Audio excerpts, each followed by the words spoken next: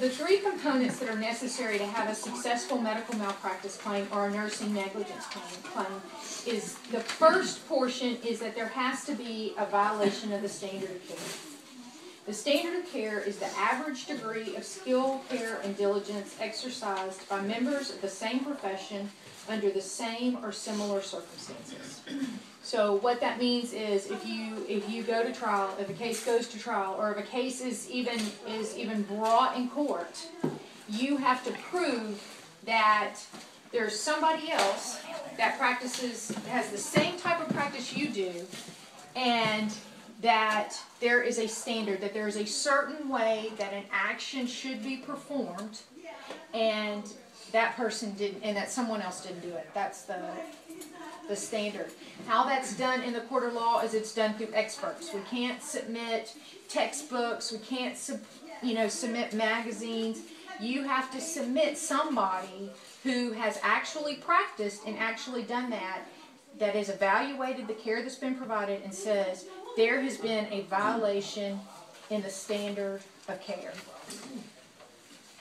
Does everybody understand that? Standards of care are established through all types of different things. Sometimes it's through the law. You know, registered nurses have a Nurse Practice Act they have to follow. But it is also based on what your particular job is. That particular job has a certain standard that they have to meet. So it can be all types of things. But the thing that works the best in a court of law is to have somebody who's practically done it. I am not a higher educated nurse. I am not a nurse practitioner. I am not a doctorate of nursing. What I am, and the reason I've been able to be successful as an expert in court, is because I've practically done it. I've walked in, I've clocked in, I've gotten my charts, I've reviewed my charts. I have actually taken care of patients over the course of a day, or even in an acute care setting, even in a clinic setting. I have done those practical things, and that's what I can bring to the table.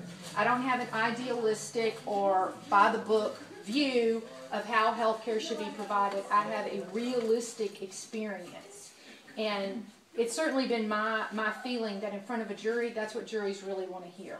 Now, most of your juries are averagely, you know, they're pretty average. They are truly your peers, and they don't necessarily always buy into the highest educated person coming and saying, well, by the book, this should be done, and this should be done, and this should be done, because we know in the real world that's just not reality. So what is the reality? You work in a rural setting.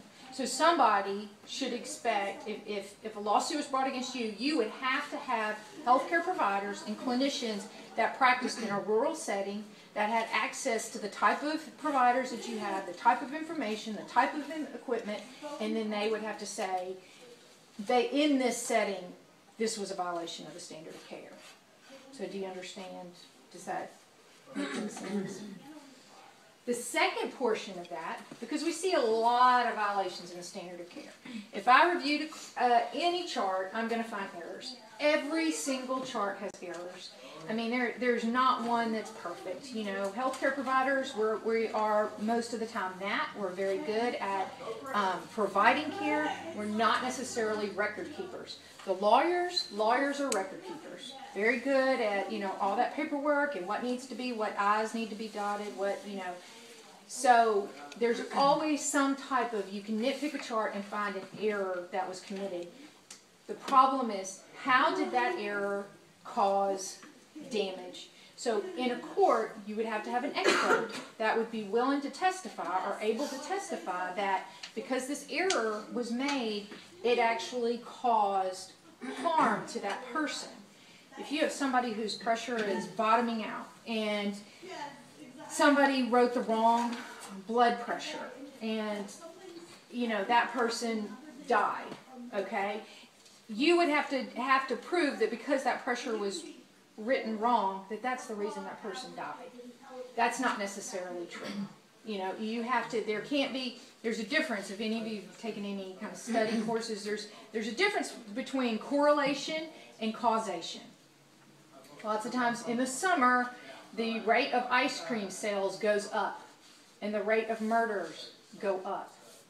So to show correlation, you could say, well, you know, I mean, some people could say, well, you know, so all this everybody eating ice cream is causing people to murder other people. And that's not true. What is the true causative factor in both of those scenarios? It's the heat. The heat contributes to more aggravation, you know, more violent crimes. The heat contributes to the increasing. So it's very important that an expert be made. And that is not necessarily the same expert that's going to tell you the violation of the standard of care.